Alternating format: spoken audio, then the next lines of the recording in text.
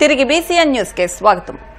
రాష్ట్ర వ్యాప్తంగా రైతులకు తాము అండగా ఉంటామని ధర్నాలు చేసిన వైసీపీ నాయకులకు జగన్ కు నిబద్దత లేదని జనసేన పార్టీ గుంటూరు జిల్లా అధ్యక్షులు గాదె వెంకటేశ్వరరావు అన్నారు.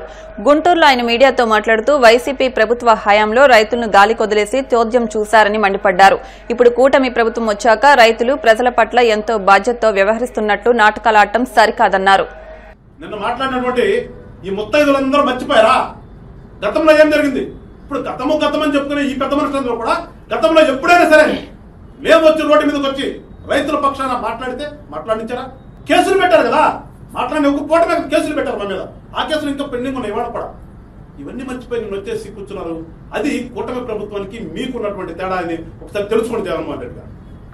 ఇకపోతే నేను మాట్లాడారు ఉమ్మడి గుంటూరు జిల్లా వ్యాప్తంగా వాళ్ళకి 3 జిల్లాలు కాబట్టి గుంటూరులో ఒక బ్యాచ్, నరసరావుపేటలో ఒక బ్యాచ్, బాపట్లలో ఒక బ్యాచ్ చేరారు. ఏదో మాట్లాడతారు, గుర్తుకొస్తాయి వాళ్ళకి అన్ని కూడా. గతం అంతా గుర్తుకొస్తుందామో వాళ్ళ పాపం ఏదో మాట్లాడే ప్రయత్నం చేసి చెప్పుకుంటూ వచ్చారు. గుంటూరులో అంబటిరాబాబు గారు ఎంత మాట్లాడారు? 2 రోజుల క్రితం ఏదో తెనాలి నియోజకవర్గంలో పోయాను, అక్కడెక్కడ కొలిపార మండలంలో ఉన్నాను, అక్కడ 31,000 మెట్రిక్ టన్నులు పండింది, 1400 మెట్రిక్ టన్నులు తీసుకున్నారు, కడమంతా దళారులు పోయింది, వీళ్ళు అన్యాయం అయిపోయారు రైతులు అని చెప్పేసి మాట్లాడతాడు. నిన్న అదే మాట్లాడాడు. అందుకని అందరూ ఎటెల్లో పోయి పాపం ఎటుపోయాడు ఆయన. ఎటుపోయి ఏదో చూసి వచ్చి అదే 2 ముక్కలు మాట్లాడాలని పాపం తప్పదు కదా, కూర్చోడు కాబట్టి ముక్కలు వేయబెట్టుకుని మాట్లాడాడు. రాంబాబు గారు తెలుసుకోవాల్సింది ఏంటంటే మీరు ఒక నియోజకవర్గం చెప్తారు. ఎందుకంటే ఆ నియోజకవర్గంలో మంత్రి రాజన్న మనోహర్ ఉన్నారు కాబట్టి ఏదో మీరు మాట్లాడాలి కాబట్టి మాట్లాడుతున్నారు. ఇవాళ అసలు ఈ రాష్ట్రంలో సివిల్ సప్లై శాఖ అనేది ఒకటి ఉంటది, సివిల్ సప్లై శాఖ కిందకి ఈ వస్తవి అనే విషయము ఇవాళ తెలిసింది ప్రజలకి. మీ హయాంలో అసలు సివిల్ సప్లై శాఖ మంత్రి ఎవరో తెలుసా ప్రజలకి? ఏనాడైనా మీ మంత్రి గాని మీరు గాని ఒక్కరోజు రోడ్డు మీదకి వచ్చి ఏ రకంగా రైతులు పండించినటువంటి పంట వెళ్తుందా లేదా అని ఒక్క రోజైనా గమనించారా? ఒక రోజునన్నా కాలం ఇదే చేలు గట్టు మీదకి వచ్చారా మీరు ఎప్పుడైనా? ఎప్పుడు వచ్చిన దాఖలాలో కదా మీరు హ్యాపీగా అధికారాన్ని జలాయిస్తూ రోడ్డు మీదకి ఎవరు రాకుండా దోసుకున్నారు. ఇవాళ మీకు గుర్తొచ్చిందా రైతులు?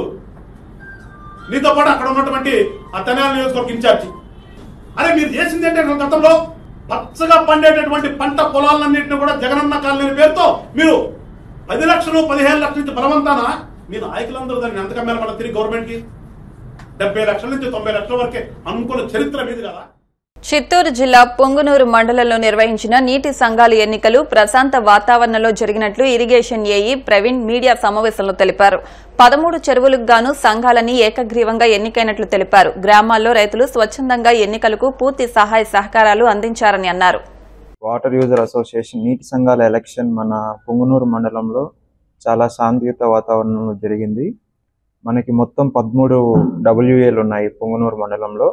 అన్నీ కూడా మనం రైతులతో సంప్రదించి అధికారులు మరియు రైతులు మరియు భాగస్వామ్య పక్షాలతో మనం చర్చించి అందరినీ ఒక ఏకతాటిపైకి తీసుకొచ్చి అన్నీ కూడా మనం ఏకగ్రీవంగా ఎన్నుకునే మరిగా మనం సఫలీకృతం అయ్యాము.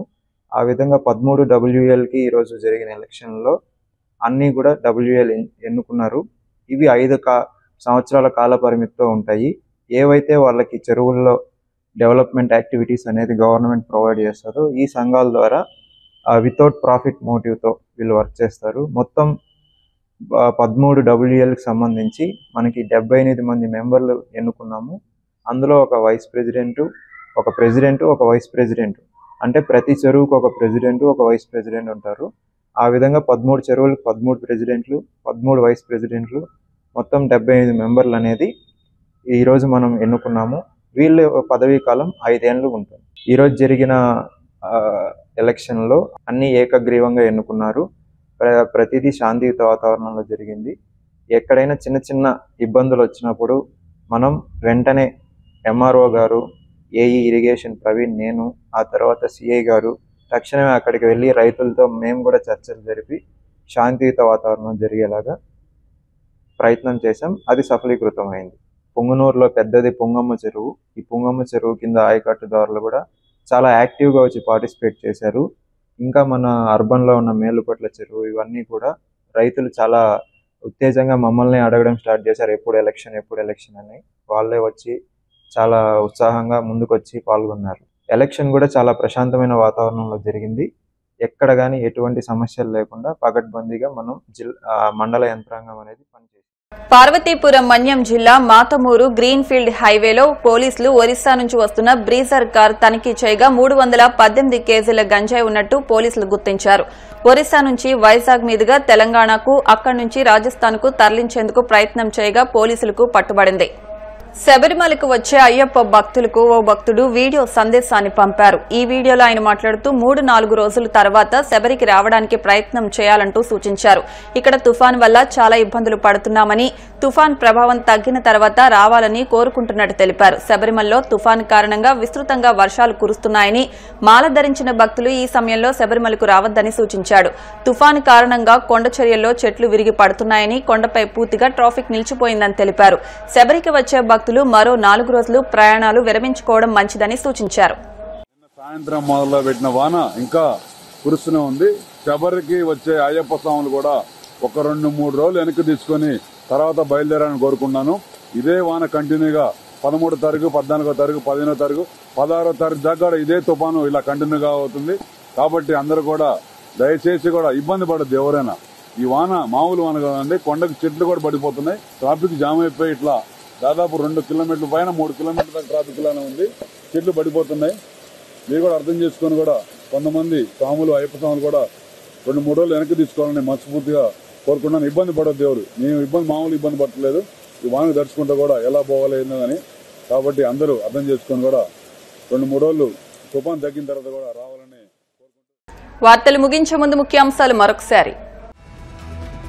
డోకిపర్రు వెంకటేశ్వర్ని సన్నిధిలో సీఎం చంద్రబాబు, మంగళ వాయిద్యాల మధ్య ఆహ్వానం పలికిన వేద పండితులు.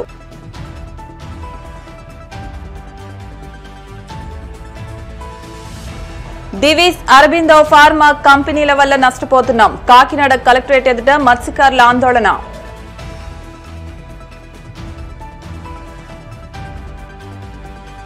సాగునీటి వినియోగదారుల సంఘాల ఎన్నికల్లో నిబద్ధత లేదు, ప్రజాస్వామ్య స్ఫూర్తికి విరుద్ధంగా వ్యవహరిస్తున్నారంటూ కడప ఎంపీ అవినాష్ రెడ్డి ఆరోపణ. శబరికి వచ్చే భక్తులు ప్రయాణాన్ని విరమించుకోండి, తుఫాన్ వల్ల పరిస్థితి అల్లకల్లోలంగా ఉందంటూ ఓ వీడియోలో స్పష్టం. ఈ వార్తలు ఇంతటితో సమాప్తం.